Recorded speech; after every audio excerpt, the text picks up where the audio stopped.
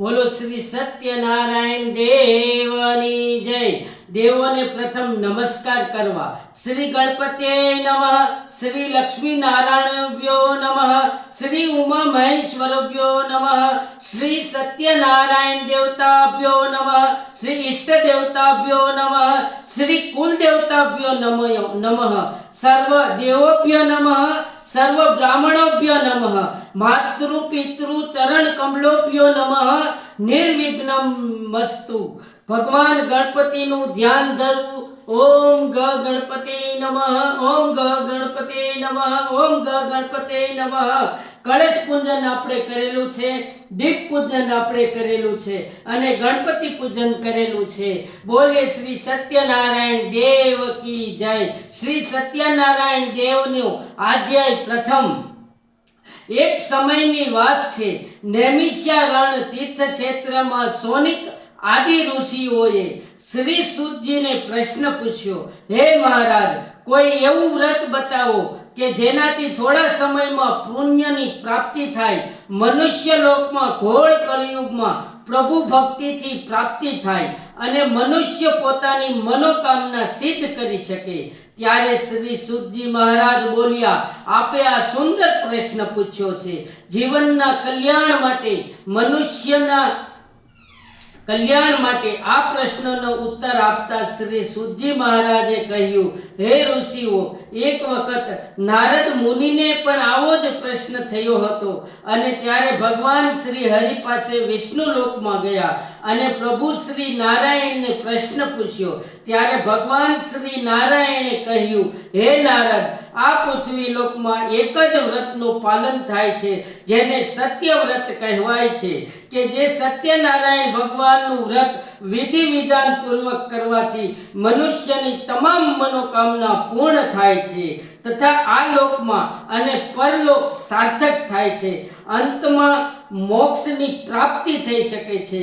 મનુષ્ય આ સત્યનારાયણ ભગવાનનું કથા પૂર્ણિમાના દિવસે અથવા કોઈ પણ સારા દિવસે ગમે તે સમયે પોતાના સગા સંબંધીઓ, મિત્રો, પાડોશીઓને સાથે બોલાવી સાથે કરવી અથવા સાંભળવી જોઈએ અને વ્રત કરવું જોઈએ। ભગવાન સત્યનારાયણનું પૂજન કરી ધૂપ, નૈવેદ્ય અને તુલસીના પાન અર્પણ કરવા જોઈએ તથા ભગવાનને કેળા અને રવાના શીરોનો પ્રસાદ ખાસ ધરવો જોઈએ। આ દિવસે શક્ય હોય તો ઉપવાસ રાખી સૌ પ્રથમ બ્રાહ્મણને ભોજન કરાવવું અને ત્યારબાદ ઘરના પરિવાર સાથે ભોજન ગ્રહણ કરવું, ભજન કીર્તન કરવા જોઈએ। ભગવાન સત્યનારાયણ કથાનો પ્રથમ અધ્યાય પૂરો। બોલો શ્રી સત્યનારાયણ દેવ की जय। अतः श्री अध्याय बीजो।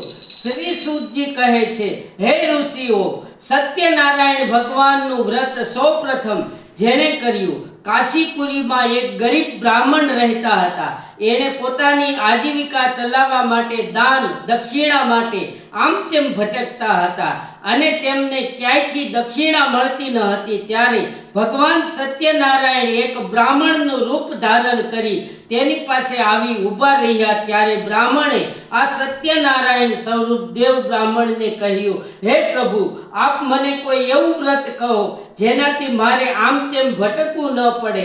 ત્યારે બ્રાહ્મણ જે ભગવાન રૂપમાં હતા તેવો બ્રાહ્મણ કહે છે કે હે બ્રાહ્મણ, તમે સત્યનારાયણ ભગવાનનું વ્રત કરો તથા આ સત્યનારાયણ ભગવાનની કથા કરો જેથી મનોવંચિત ફળની પ્રાપ્તિ કરાવનારું છે। આ સત્યનારાયણ ભગવાનનું વ્રત કરવાથી સર્વ દુઃખ દૂર થાય છે। આ સાંભળીને બ્રાહ્મણે મનોમન સંકલ્પ કર્યો કે હું આ સત્યનારાયણ ભગવાનનું વ્રત અવશ્ય કરીશ, કથા કરીશ। બીજા દિવસે સવારે વહેલા ઉઠીને આ સંકલ્પ કરી ભિક્ષા માંગવા નીકળે છે। ત્યારે આ બ્રાહ્મણને આ દિવસે ભિક્ષામાં ઘણું બધું ધન મળે છે। આમ આ બ્રાહ્મણ સત્યનારાયણ ભગવાનનું વ્રત કર્યું, કથા કરી, જેની નિર્ધનતા મટી ગઈ। આ જ સમયે એક કઠિયારો આ સત્યનારાયણ ભગવાન વ્રત કથા જ્યાં થતી હતી ત્યાં આવીને બેઠો અને તેઓએ આ બ્રાહ્મણને પૂછવા લાગ્યો કે આ ક્યાં દેવની પૂજા કરો છો? ત્યારે આ બ્રાહ્મણ કહે છે આ સત્યનારાયણ ભગવાનનું વ્રત છે. આ સત્યનારાયણ ભગવાનની વ્રત કથા કરવાથી મનોવંચિત ફળ મળે છે, નિર્ધનતા દૂર થાય છે. જ્યારે મનોમન આ કઠિયારાએ પણ આ સત્યનારાયણ ભગવાનનું વ્રત કરવાનો સંકલ્પ લઈ લીધો.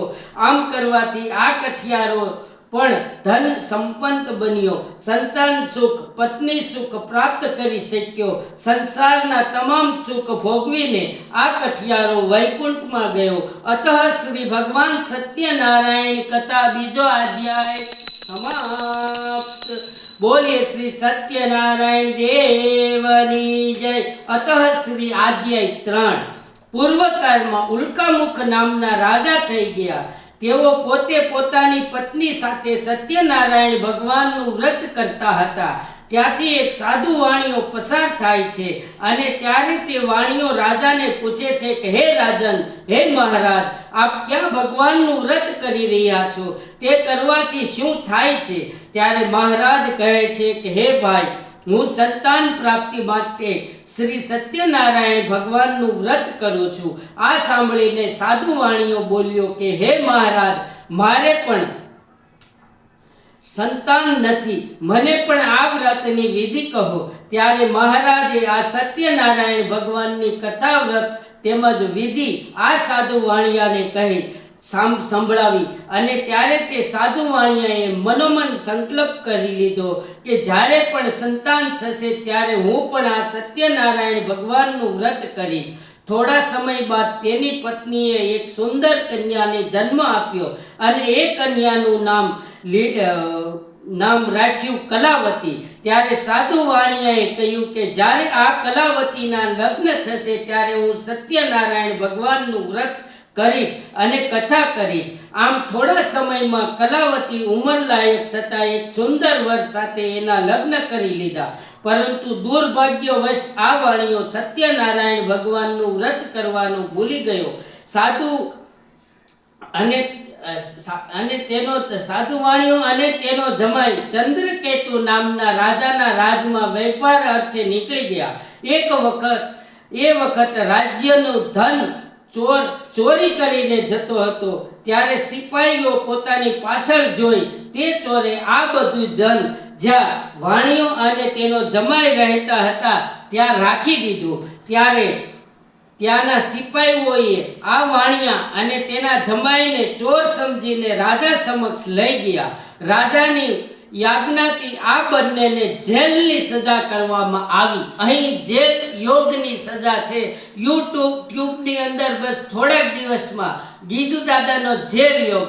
જેલની અંદર આપણે 400થી વધારે કેદીઓ ભાઈઓની રસોઈ બનાવી, ખોડિયાર માને રોજ થાળ કર્યો અને જેલની અંદર ભગવાન સત્યનારાયણની આપણે 3 કથા કરી. તે અલગથી વિડીયો આપણે યુટ્યુબમાં મૂકશું.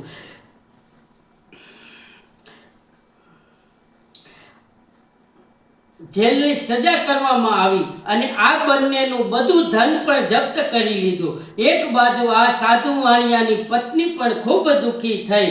ઘરમાં જે કંઈ અનાજ ધન હતું તે બધું ચોરાઈ ગયું અને એની દીકરી પણ આમ તેમ ભટકવા લાગી. હવે ખાવાનું પણ ના મળતું હતું. કલાવતી ગામમાં ભટકતી હતી. એક ઘરના આંગણે ગઈ. ત્યાં તેને જોયું કે સત્યનારાયણ ભગવાનની કથા ચાલતી હતી. એટલે ત્યાં તે બેસી ગઈ અને કથા સાંભળી અને કથા પૂરી થતાં પ્રસાદ ઘરે લઈ આવી. ત્યારે લીલાવતીએ પણ સગાવાલા કુટુંબ પાડોશીઓ સાથે આ સત્યનારાયણ ભગવાનનું વ્રત કર્યું અને આ સત્યનારાયણ ભગવાનની પૂજા વિધિ કરી. એટલે સત્યનારાયણ ભગવાન લીલાવતી અને કલાવતી ઉપર પ્રસન્ન થયા. બીજી બાજુ રાજાને સત્યનારાયણ ભગવાન સપનામાં આવ્યા અને રાજાને કહ્યું કે હે રાજન, તમે પેલા બંને સાધુ વાણિયાને છોડી દો, તે બંને નિર્દોષ છે. તત્કાલ રાજાએ તે બંનેને જેલમાંથી છોડી મૂક્યા અને એનું ધન બમણું કરીને પાછું આપ્યું. ત્યાર પછી બંને પોતાના ઘર તરફ જવા રવાના થયા. સત્યનારાયણ કથાનો 3જો અધ્યાય સમાપ્ત. ઓમ બોલો શ્રી સત્યનારાયણ દેવની જય. અતઃ શ્રી અધ્યાય 4. આ બંને હવે પોતાના નગરમાં જવા માટે નાવમાં બેઠા ત્યારે ભગવાન સત્યનારાયણ મનુષ્ય રૂપ ધારણ કરીને તે બંનેને પૂછવા લાગ્યા, હે સાધુ વાણિયા, તમારી આ નાવડીમાં શું રાખેલું છે? ત્યારે વાણિયો અભિમાનથી હસીને ભગવાનને કહે છે કે આમાં તો માત્ર પાંદડા છે. ત્યારે મનુષ્ય રૂપમાં રહેલા ભગવાને કહ્યું કે હે સાધુ વાણિયા, તમારા વચન સત્ય થાય. ભગવાન ના ગયા પછી જ્યારે તે બંનેએ આ નાવડીમાં રાખેલા ધનના પોટલા ખોલીને જોયું તો તેમાંથી પાંદડા નીકળી ગયા. આ જોઈ સાધુ વાણિયા ત્યાં જ મૂર્છિત થઈને ઢળી પડ્યો. શોકથી મુક્ત થઈને જ્યારે તે ભાનમાં આવે છે ત્યારે તેનો જમાઈ કહે છે કે હે પિતાજી, આપ દુઃખી ન થાવ. જે મનુષ્ય જરૂર ભગવાન સત્યનારાયણ જ છે, આમ તેની પાસે જાઓ અને એની ક્ષમા માગો. ત્યારે તે વાણિયો ભગવાન પાસે જઈ એમની ક્ષમા માગે છે. ત્યારે ભગવાન સત્યનારાયણ બોલ્યા કે હે વણિક, મારી જ આજ્ઞાનું તું વારંવાર દુઃખી થતો રહે છે. તું મારા પૂંજન વિધિ ભૂલી ગયો છે, મારું સંકલ્પ કરેલું વ્રત તું ભૂલી ગયો છે, માટે જ તને દુઃખ પ્રાપ્ત થઈ રહ્યું છે. ત્યારે વણિકે ભગવાનને કહ્યું કે હે પ્રભુ, હું મારી શક્તિ પ્રમાણે આપનું આ વ્રત કરીશ, કથા કરીશ. ત્યાર પછી તે વણિક ભગવાનને પ્રણામ કરી પોતાની નાવડી પાસે આવે છે અને જુએ છે કે બધું ધન કુશળ ભરેલું છે. ત્યારે હવે બીજા બંધુ સાથે મળી ભગવાનનું વ્રત કરે છે, કથા કરે છે. અને હવે આ સાધુ વાણિયો પોતાના ઘર તરફ જવા નીકળે છે તો બીજી બાજુ કલાવતી ભગવાન સત્યનારાયણનું પૂજન કરી પોતાના પતિને આવવાના સમાચાર સાંભળીને વ્રતનું પૂજન કાર્ય જેમ તેમ પૂરું કરી પ્રસાદ લીધા વગર જ પોતાની પત્નીને મળવા ચાલી જાય છે. આમ પ્રસાદનો અનાદર કર્યો અને ભગવાન સત્યનારાયણ તેના પર ગુસ્સે થયા. તેથી તેમને કલાવતીના પતિ અને સાથે તેના ધનને સમુદ્રના જળમાં અદ્રશ્ય કરી દીધું. કલાવતી પોતાના પતિને ન જોતા શોક કરતા રડવા લાગી. અચાનક સાધુ વાણિયાને સત્યનારાયણ ભગવાનનું સ્મરણ થયું. તેને તરત જ સંકલ્પ કર્યો કે હે ભગવાન, જો મારું આ સંકટ દૂર થાય તો વિધિપૂર્વક સમુદ્રના કાંઠે જ હું આપનું પૂજન કરી. આ સાંભળીને ભગવાન તેના પર પ્રસન્ન થયા. એટલે ભગવાને આકાશવાણી કરી અને કહ્યું, કલાવતી મારા પ્રસાદનો અનાદર કરી પોતાના પતિને મળવા આવી છે, તેથી જ તેના પતિને અદ્રશ્ય કરવામાં આવ્યો છે. જો તે ઘરે જઈ પ્રસાદ લઈ પાછી આવે તો તેને પોતાના પતિના દર્શન અવશ્ય થશે. આકાશવાણી કલાવતીએ પણ સાંભળી એટલે તેને પોતાની ભૂલ સમજાઈ ગઈ. એટલે હવે તે ઘરે જઈ પ્રસાદ લઈ કિનારે પોતાના પતિને મળવા માટે આવે છે તો પોતાના પતિના દર્શન થયા. પોતાના જમાઈને જોઈ સાધુ વાણિયાને પણ સંતોષ થયો અને તેને વિધિપૂર્વક ત્યાં ભગવાન સત્યનારાયણની પૂજા કરી પોતાના ઘરે ગયો. ઘરે આવ્યા બાદ હવે તે દર પૂર્ણિમાના દિવસે ભગવાન સત્યનારાયણનું વ્રત રાખે છે અને બંધુજનો સાથે કથા કરે છે. એનાથી તે આ લોકમાં સર્વ સુખ ભોગવીને મરણ પામ્યો અને સત્યલોકમાં તેને સ્થાન મળ્યું. અધ્યાય 4 પૂરો. ભગવાન શ્રી સત્યનારાયણ દેવ કી જય. અતઃ શ્રી અધ્યાય 5. દૃગ્જોત નામના એક રાજા હતા, જેઓ જંગલમાં મૃગ્યા રમવા માટે આવ્યા હતા. નિર્દોષ પશુ પક્ષીને મારી તેઓ એક વૃક્ષ નીચે બેઠા હતા.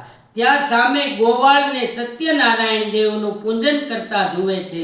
ત્યારે તે ગોવાળ પૂજા કરીને ભગવાન સત્યનારાયણનો પ્રસાદ તે રાજાને આપવા માટે આવે છે. ત્યારે રાજા અભિમાન કરી આ પ્રસાદ ગ્રહણ કરતા નથી, પ્રસાદને ત્યાં છોડી જતા રહે છે.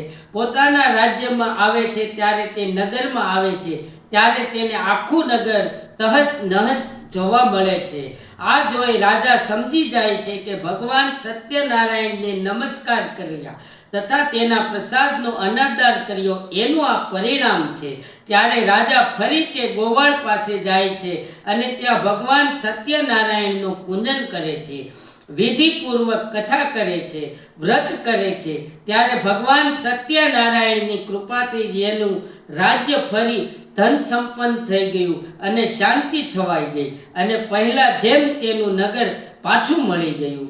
શ્રી સુતજીએ સોનક આદિ ઋષિઓને કહે છે, હે ઋષિઓ, જે લોકોએ પહેલા વ્રત કર્યું તેની કથા આપ સાંભળો.